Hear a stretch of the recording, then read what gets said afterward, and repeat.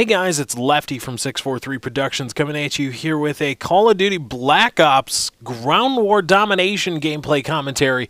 Here I am in the map grid using the G11 assault rifle.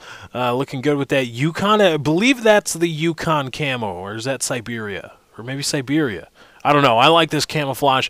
I like the G11. Well, the G11 is tremendously powerful. I would say tremendously overpowered in Call of Duty Black Ops, but nobody ever really seemed to mention or notice it. So it kind of went unnoticed in terms of being this very, very, very powerful weapon. I mean, at the very least, it's a tremendously powerful weapon, and nobody really noticed it and talked about it, and thus it just kind of continued on as this powerful weapon that was not even on the radar for possible nerfing or tweaking by the developers. So we'll have to wait and see if this returns in Black Ops 2. But this commentary is not about the gameplay. This commentary is not about Black Ops 2, and this commentary has really nothing to do with video games. George Zimmerman. I did a video a while back about the Trayvon Martin versus George Zimmerman thing, and right now in the comments, I don't care if you don't care, okay? If you're going to comment saying I don't care about this, well, it's going to get removed, because guess what? I don't care. It is a hot topic, and I believe I have a unique point of view on it. And you know what? You're going to listen, and if you don't like it, then you're not going to watch. But yeah, I don't care if you don't care about this topic. So just shut the hell up about that in the comments. Anyway, George Zimmerman was arrested yesterday, or at least charges were filed, and he turned himself in to a jail, to a county jail in Florida yesterday. He was charged with second-degree murder. Now, this was not, this came at the behest, of course, if you are not familiar with the Trayvon Martin, George Zimmerman, snafu. It's not, no, that's really understating it. If you're not familiar with the whole scenario, with the whole story, I do suggest you read up on it, and if you are going to read up on it, check a few different sources, and make sure you're getting your information from a few different places.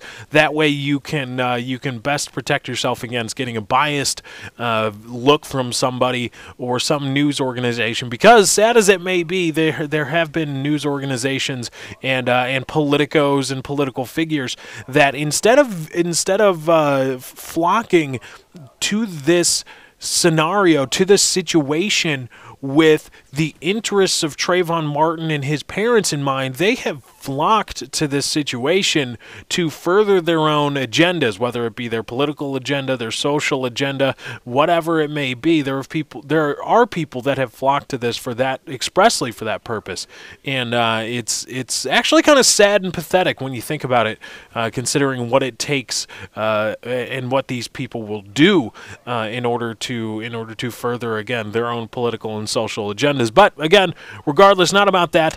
This video is not about that. But George Zimmerman, quick rundown. George Zimmerman, a neighborhood watch volunteer. Now, a lot of people say he's a neighborhood watch volunteer. The thing is, he wasn't really a part of the neighborhood watch. He was just some really overzealous neighbor. Then the actual neighborhood watch in that gated community said, "No, we don't want your help, George, because you know you're kind of crazy, and you want to carry a gun on patrol for the neighborhood watch. We don't want that."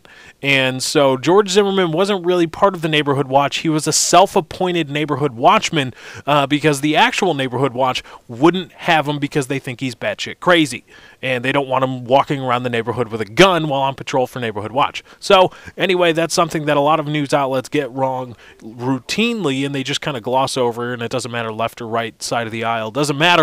They just kind of gloss over that, and I don't know why. But regardless, neighborhood watch volunteer, overzealous neighborhood watch volunteer, followed Trayvon Martin thinking he was a criminal. The two somehow entered a scuffle entered into a scuffle, a physical fist fight, and George Zimmerman, carrying a gun, and Florida does have a concealed carry law, which allows people to legally carry weapons on their person in public, shot Trayvon Martin, as he claims, in self-defense. Now, it has been a long couple of months here with a lot of people calling for George Zimmerman's arrest and actually calling for justice for George Zimmerman and all these things, and nothing has really happened, and everybody's just been, especially the state of Florida and the district attorney there, they've just been kind of slow. They haven't really been saying much, and the Sanford Police Department that night specifically said, they say, well, we didn't have enough evidence to charge or to counter Zimmerman's claims. That has all changed. George Zimmerman has been charged with second-degree murder and is now in police custody, and he will be awaiting arraignments and hearings and all the pretrial hearings and all those things. Now, the reason all of this is interesting, the reason this is so very interesting, is because the prosecutor in Florida chose to charge George Zimmerman with second-degree murder, which was a felony and carries a maximum sentence of up to life in prison. Again, Florida is a death penalty state, but death penalty only applies to first-degree murder, and that is a sentencing thing after conviction. Second-degree murder was the charge that the prosecutor in Florida decided upon, and the weird part is that second-degree murder, and this is, take this how you will in terms of, oh, well, the morals of the story meeting the justice system and things like that, but a second-degree murder charge is going to be immensely more difficult to convict George Zimmerman upon than something like manslaughter, because with second-degree murder, the prosecution has to prove beyond a reasonable doubt that it can counter the claims made by George Zimmerman about that time. George Zimmerman and his defense team, all they have to do, even in a pretrial hearing, is prove by preponderance of the evidence that George Zimmerman was acting in self-defense and not acting in an unprotected manner as per the Florida Stand Your Ground law, and this case is thrown out. Whereas in manslaughter, the prosecution would have a lot more leeway, and they wouldn't have to go so far to prove and to counter George Zimmerman's claim. So it's an odd choice by the prosecutor here in the case of George Zimmerman in terms of charging him with second-degree murder instead of something like manslaughter, which carries with it a 15-year prison sentence rather than something like lifelong imprisonment a la second-degree murder. So a very interesting choice, and actually it does play into the conspiracy theorists out there that are saying that George Zimmerman's father is actually pulling the strings here and making sure that his son isn't going to go to prison. So this kind of fuels those fires, considering the prosecutor, which is supposed to know these things, chose the immensely harder charge to convict than something like manslaughter, which would look good on a conviction record and also get George Zimmerman in prison for 15 years. So this is very interesting, a very interesting turn of events on many levels. But anyway, guys, that's my time. I got to get out of here. Thank you for joining. I hope you enjoyed. Be sure to drop a like on this video if you did enjoy. I'm out.